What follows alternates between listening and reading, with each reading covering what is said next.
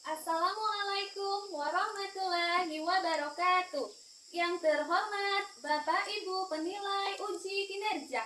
Perkenalkan, nama saya Saswatin Nosma, guru pendidikan agama Islam di SMP Negeri 24 Takengon, Kabupaten Aceh Tengah. Sekaligus sebagai mahasiswa PPG dalam jabatan Pendidikan Agama Islam periode 4 tahun 2025 di LPTK Institut Agama Islam Negeri Takengon dengan nomor induk mahasiswa 25421601462. Hari ini Rabu, tanggal 8 Oktober, saya akan melaksanakan praktik uji kinerja pada kelas 7 dengan materi Hakikat Salat dan Zikir sebagai pencegah perbuatan keji dan munkar. Semoga video ini bermanfaat. Terima kasih. Wassalamualaikum warahmatullahi wabarakatuh. Assalamualaikum. Waalaikumsalam warahmatullahi wabarakatuh. Siapa? Siapa Bu Guru? Assalamualaikum warahmatullahi wabarakatuh. Waalaikumsalam warahmatullahi wabarakatuh. Siapa? Baik, apa kabar anak ibu semuanya? Alhamdulillah, luar biasa, masih semangat. Allahu Akbar. Oke, sebelum belajar, ada baiknya kita membaca doa. Silahkan ketua kelas pimpin doanya. Sebelum belajar, kami kita berdoa. Berdoa mulai. A'udzu billahi minas syaitonir rajim. Bismillahirrahmanirrahim. Rabbil zidni ilman warzuqni fahman. Amin. Seperti biasa, setiap paginya kita melaksanakan tadarus sebentar. Silahkan anak-anak ibu buka Al-Qur'annya, surat Al-Alaq ayat 1 sampai ayat 5. A'udzu billahi minas syaitonir rajim. Bismillahirrahmanirrahim. Iqra bismi rabbikal ladzi khalaq.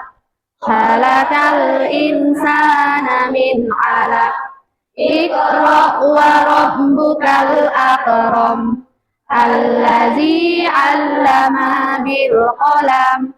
'Allamal insana ma lam ya'lam.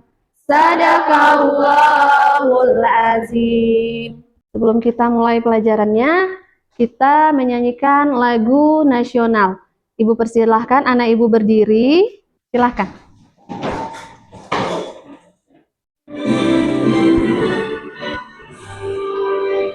Indonesia tanah airku, padaku di sanalah aku berdiri, jadi pandu ibu.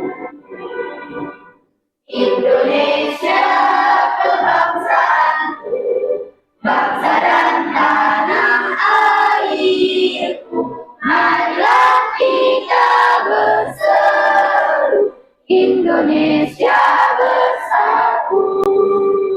Hiduplah tanahku, hiduplah negeriku, bangsaku, rakyatku semuanya. Bangunlah jiwanya, bangunlah badannya, untuk Indonesia Raya. Indonesia Raya, merdeka, merdeka, tanahku, negeriku yang ku cinta. Indonesia Raya, merdeka, merdeka, hiduplah Indonesia Raya. Indonesia Raya, merdeka, merdeka, tanahku, negeriku yang ku cinta. Indonesia Raya, Merdeka, merdeka, hiduplah Indonesia Raya. Terima kasih Jessica, silahkan duduk kembali. Sebelumnya Ibu absen dulu ya. Ari Dwi Andika, Jessica, Makupira. Hari ini alhamdulillah semuanya hadir. Baik anak Ibu, sebelumnya Ibu akan bertanya sebagai persepsi untuk pagi ini.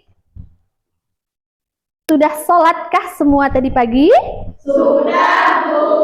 Alhamdulillah, tiap pagi bangun cepat, mandi, sholat, sarapan, berangkat sekolah. Kenapa Ibu harus tanya, udah sholat anak Ibu? Ibu ingin mempertanyakan, jangan sampai sholatnya tinggal. Kenapa? Sholat merupakan tiang agama.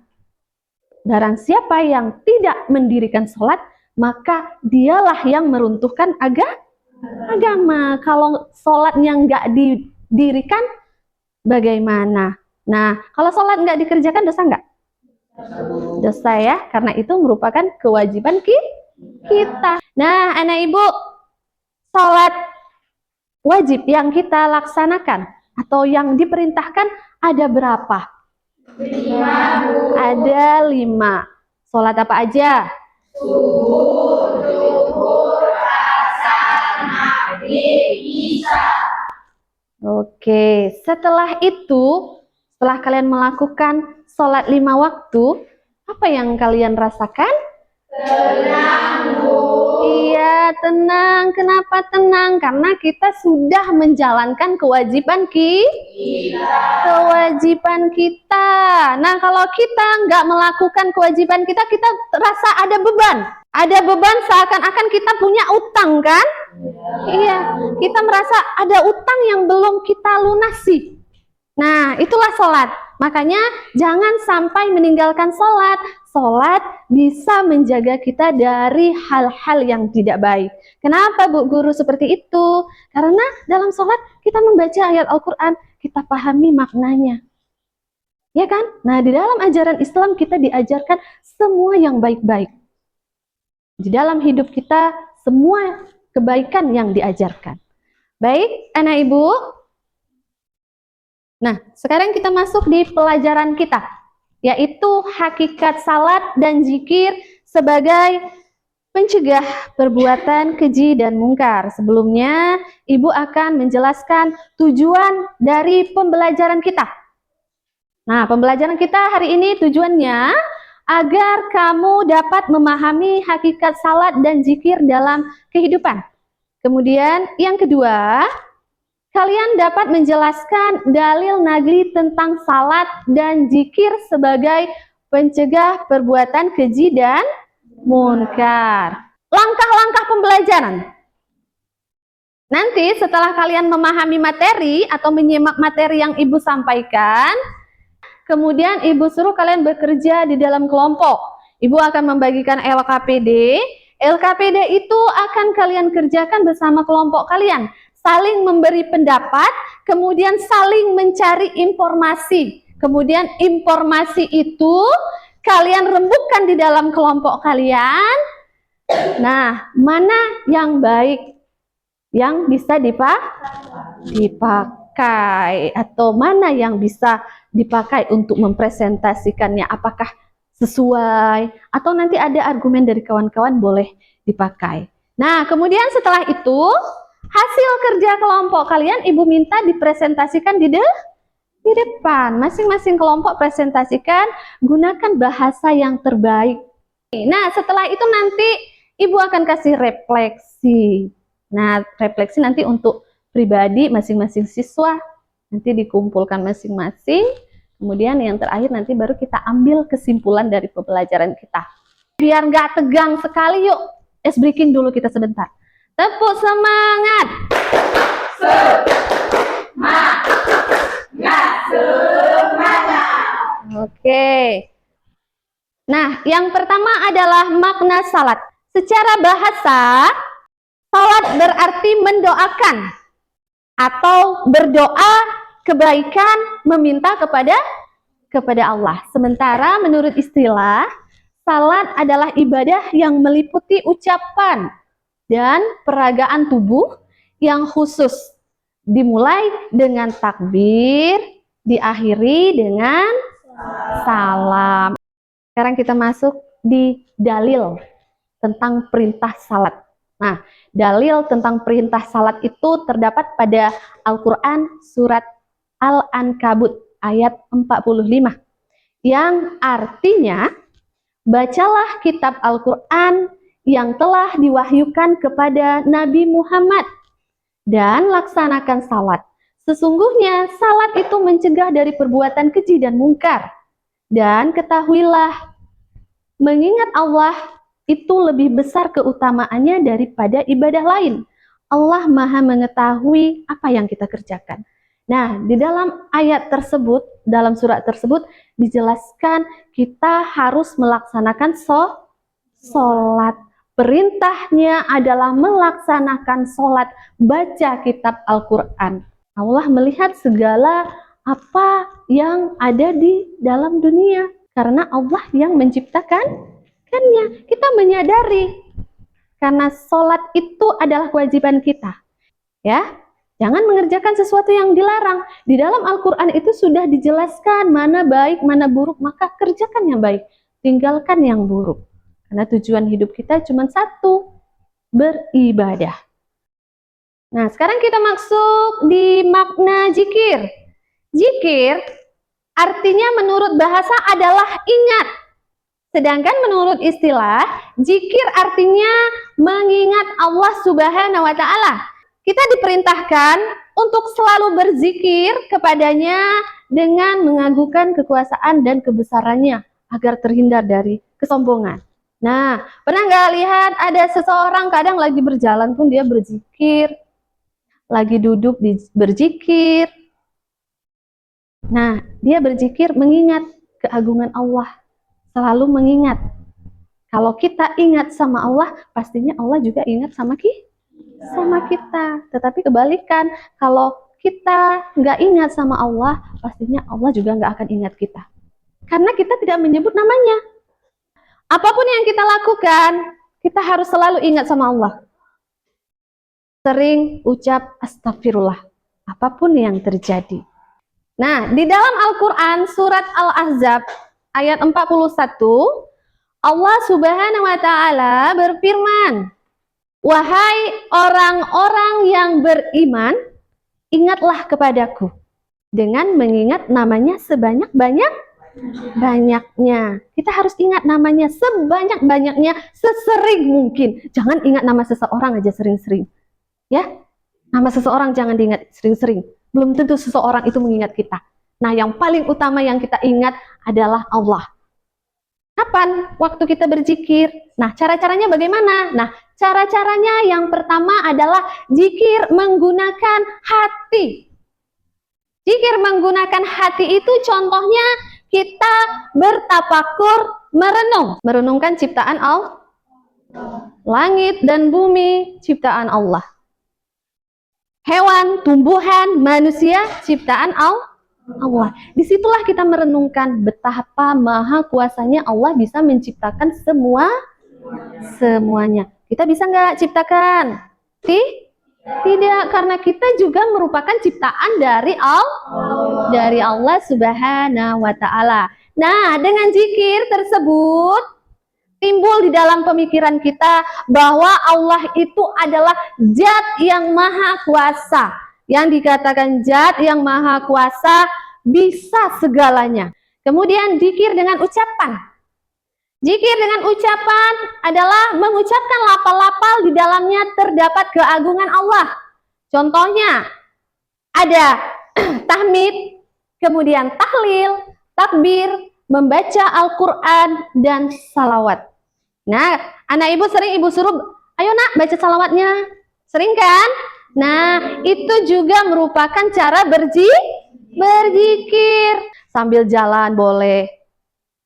Terkecuali di mana yang nggak boleh?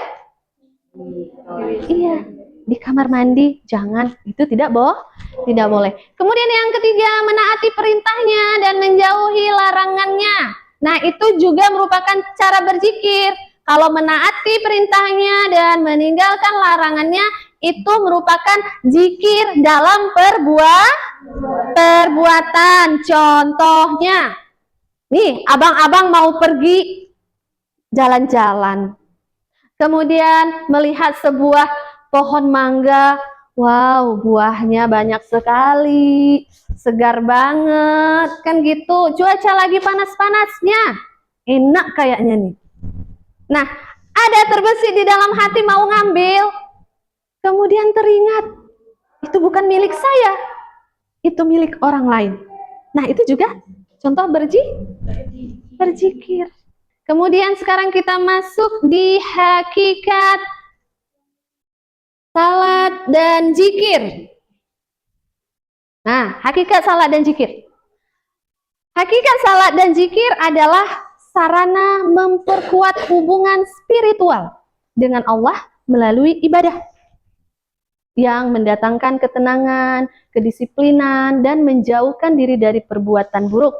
Kemudian baru kerjakan aktivitas lain. Itu melatih disiplin. Dengan kamu disiplin melaksanakan sholat, pasti kamu disiplin dalam kegiatan sehari-hari. Nah, belajarnya di sana dulu. Di sholat, kalau kamu disiplin di sana, kamu belajar untuk kehidupan kamu ke depannya. Tadi sholat, bunyi azan langsung sholat. Nah, nanti asar gitu, bunyi azan sholat. Maghrib bunyi azan sholat. Nah, itu melatih disiplin. Kemudian disiplin itu kamu terapkan dimanapun kamu berada. Baik di rumah, di sekolah, di perjalanan. Nah, harus disiplin. Dimanapun kita berada, kita tetap disiplin. Ada aturan-aturan tersendiri. Contoh, pergi sekolah jam berapa, masuk sekolah jam berapa, apa yang harus kamu pakai pada saat pergi sekolah, seragam sekolah, ada waktunya. Nah, di situ makanya kamu dilatih disiplin. Mulai dari sholat. Di situ pertama kita belajar disiplin, kemudian kita terapkan di dalam kehidupan kita sehari-hari. Nah, sekarang kita masuk pada mengamalkan sholat 5 waktu dan zikir secara istiqomah. Yang pertama, menyadari bahwa salat dan zikir untuk mendekatkan diri kepada Allah. Kita sadari kita melakukan salat dan zikir itu karena ingin mendekatkan diri kepada Allah. Kita ingin meminta kepada beliau. Seperti yang Ibu jelaskan tadi, minta kesehatan. Kemudian seperti kalian masih sekolah, minta kesehatan orang tua, minta diberikan ilmu, minta diberikan pemahaman. Makanya setiap pagi itu Ibu suruh kalian mengaji, baca doa, mohon minta sama Allah diberikan ilmu pengetahuan. Kemudian memahami manfaat salat dalam kehidupan. Nah, pahami manfaat salat itu. Untuk apa? Untuk mengarahkan kita untuk berbuat baik. Kemudian kita akan kembali ke akhirat. Kita yakin akhirat itu akan menunggu kita. Dia sudah menunggu kita. Ada waktunya kita kembali ke sana. Yakin dengan adanya akhirat tersebut, maka laksanakan sholat. Nah, kalau kita mau mengamalkan sholat, kita harus cari teman yang baik. Cari teman yang selalu sholat. Karena teman itu bisa membawa kita ke kanan, bisa membawa kita ke kiri. Ada teman yang sengaja menjerumuskan kita juga ada. Nah, makanya tergantung kita, keimanan kita. Kalau sholat kita udah nggak pernah tinggal, terus begitu kita jumpa kawan yang seperti itu, pasti kita bisa menasehatinya kembali. Jangan sampai terpengaruh dengan yang seperti itu. Kemudian yang terakhir, banyak membaca buku keislaman. Contohnya apa? Buku-buku yang mengajarkan tentang perbuatan baik, etika baik, akhlak yang baik. Dari situ kita bisa belajar, menggali informasi bagaimanakah caranya hidup lebih baik, mengamalkan sholat 5 waktu. Setelah kalian menyimak atau mendengarkan penjelasan dari Ibu, Nah, ada permasalahan yang harus kita pecahkan. Apa masalahnya?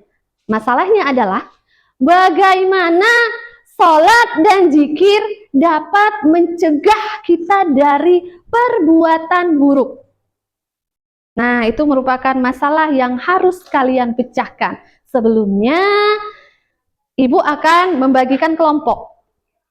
Nah, kelompoknya Ibu lihat duduknya sudah rapi. Ini duduknya sudah sesuai kelompok kan? Sudah. Baik, berarti tidak perlu Ibu bagikan lagi kelompoknya karena sesuai dengan kelompok belajarnya sudah ditentukan. Baik anak Ibu akan membagikan LKPD. Ini adalah merupakan lembar kerja kelompok. Boleh dilihat? Di sana ada soal yang harus kalian pecahkan. Nah, bunyi soal tersebut berbeda-beda. Yang pertama, soal pertama semua kelompok sama. Kemudian yang kedua, soalnya berbeda. Nah, di sana kalian pecahkan masalahnya. Kemudian cari informasi atau cari informasi dari buku juga boleh. Kemudian sharing dengan kawan-kawan untuk mengumpulkan informasi apa yang bisa kita ambil. Apakah sesuai dengan soalnya? Kemudian cari lagi, gali lagi dari teman ke teman, kumpulkan jawabannya, tulis dengan baik, diusahakan semuanya bekerja semaksimal mungkin. Berikan pendapat kamu kepada teman kamu. Baik, bisa dipahami?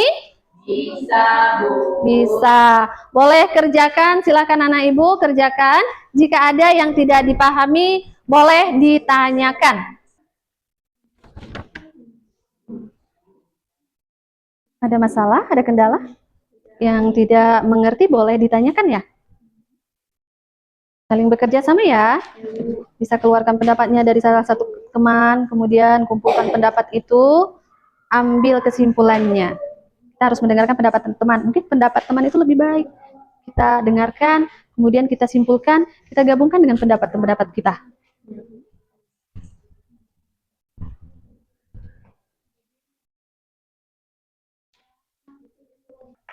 Sudah siap? Sudah, Bu. Baik. Bagaimana kelompok 1 siap? Siap. Sudah ya? Kelompok 2? Sudah, Bu. Kelompok 3? Sudah, Bu. Baik, kalau sudah siap, nah waktunya kita presentasi. Silakan untuk kelompok 1 mempresentasikan hasil diskusi kelompoknya.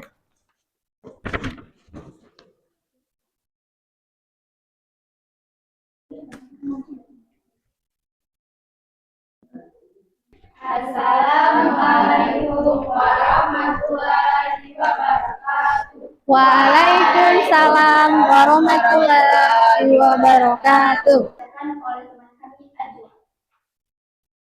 Ini ada pertanyaan teman-teman. Jelaskan kandungan Quran surat Al-Ankabut ayat 45. Perintah membaca Al-Quran dan melaksanakan sholat. Sholat sebagai mencegah perbuatan keji dan munkar. Mengingat Allah dengan berzikir memiliki keutamaan yang besar. Salat yang sempurna mengantarkan seseorang untuk selalu ingat kepada Allah. Allah Subhanahu wa Ta'ala Maha mengetahui segala perbuatan dan apa yang dilakukan oleh manusia. Tuliskan contoh nyata bagaimana salat dan zikir dapat menghindari seseorang dari sifat dengki. Salat dan zikir memperkuat iman dan ketakwaan seseorang sehingga yakin bahwa rezeki dan nikmat adalah dari Allah Subhanahu wa Ta'ala yang dibagikan sesuai dengan kebutuhan dan bersyukur dengan nikmat yang telah diberikan Allah Subhanahu wa Ta'ala kepada kita. Mendoakan agar orang lain mendapat kebaikan dan kebahagiaan. Contoh, iri dengan kebahagiaan orang lain dengan salat dan zikir, maka sifat dengki akan hilang. Sudah? Oke, baik sekali. Sudah bagus hasil presentasinya, penjelasannya jelas. Bagaimana, bisa dipahami? Bisa ya? Ada pertanyaan dari kelompok lain? Silahkan. Oke, silakan. Apa pertanyaannya? Bagaimanakah perilaku seseorang yang menggunakan salat untuk mengatasi dengki? Yaitu dengan mendoakan kebaikan untuk orang lain setelah salat. Bisa dipahami? Iya, terima kasih. Kita berikan tepuk tangan dulu untuk kelompok 1.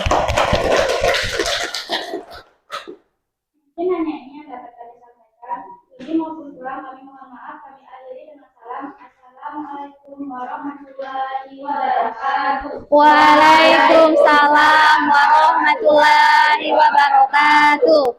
Silakan duduk kembali. Yuk, tepuk tangan. Nah, untuk presentasinya sangat bagus sekali. Nah, tadi di sana dijelaskan bagaimana sholat dan zikir dapat menghindari kita dari perbuatan dengki. Dengki itu gak senang dengan nikmat yang diberikan Allah kepada orang lain. Nah, sholat dapat menghilangkan rasa tersebut. Nah, contohnya kalau kita merasa dengki, maka ingat sama Allah dan perbaiki sifat tersebut, maka doakan orang tersebut akan lebih baiklah lagi. Itu menghindarkan diri kita untuk dengki terhadap orang lain. Nah, kalian bisa menjelaskan, kemudian bisa menjawab pertanyaan dari rekan-rekan kita. Yang pertama tadi tentang iri, kemudian yang kedua tentang melawan kepada orang tua, kemudian yang ketiga tentang permusuhan. Nah, semua itu bisa kita atasi dengan adanya sholat dan zikir. Baik anak ibu, sekarang ibu akan memberikan satu tugas untuk kamu kerjakan masing-masing. Ini nggak pakai kelompok ya, kerjakan masing-masing.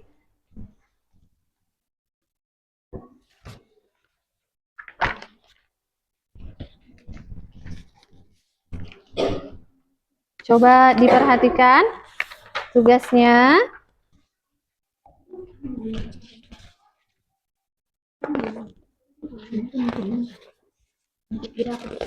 Oke, coba lihat tugasnya semua. Nah, di sana ada sebuah pernyataan. Kamu tinggal menjawab benar atau salah. Baca pernyataannya, kemudian jawab benar atau salah. Boleh buat B, boleh buat tanda centang, boleh buat S, boleh juga buat tanda silang. Silahkan dikerjakan.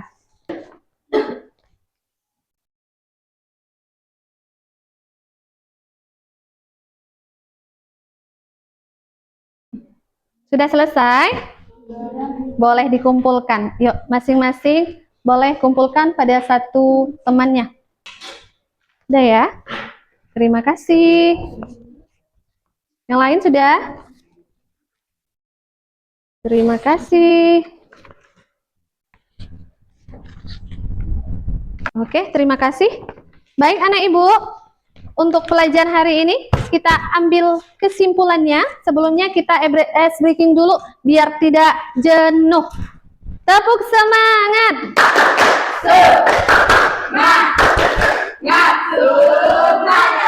Oke, setelah kita pelajari materi kita hari ini, siapa yang bisa menyimpulkan materi atau pelajaran yang kita dapat pada hari ini? Baik, Nak, silakan. Kesimpulannya adalah salat dan zikir menghindari kita dan amarah, benci kepada nasihat orang tua dan prasangka buruk kepada orang lain. Iya, ada yang bisa kasih kesimpulan lagi? Silakan kakak. Dengan sholat dan zikir, kita merasa hidup menjadi tenang dan damai. Iya, dengan melaksanakan salat dan zikir, kita bisa tenang dan damai. Kemudian, kalau kita mengerjakan salat, nah, kita akan terhindar dari bermacam godaan, yaitu godaan buruk bisa kita hindari. Jadi, dirikanlah sholat karena sholat bisa membimbing kita ke arah yang lebih baik. Baik anak-anak, untuk pelajaran kita minggu depan, anak-anak boleh buka, dipelajari di rumah terlebih dahulu, boleh dibaca-baca bab 4 tentang menghindari ghibah dan melaksanakan tabayun. Boleh dibaca ya di rumah. Baik, untuk pelajaran hari ini Ibu ucapkan terima kasih dengan semangat-semangatnya anak Ibu hari ini. Dan Ibu harapkan besok lebih semangat lagi. Nah, anak Ibu, mungkin ada salah pada saat Ibu menyampaikan materi, Ibu mohon maaf dan mohon ampun kepada Allah. Sebelum kita menutup pelajarannya, ada baiknya kita membaca doa penutup. Silahkan Dwi pimpin temannya. Kita belajar alfa, baiknya kita berdoa. Berdoa dulu lagi. A'udzubillahi minasyaitonir rajim. Bismillahirrahmanirrahim.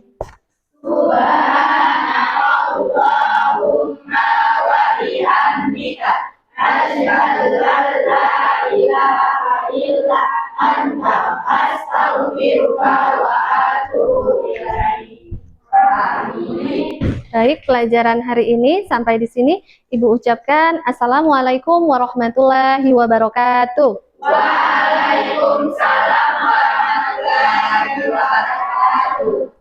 Baik, anak-anak sudah bisa keluar main.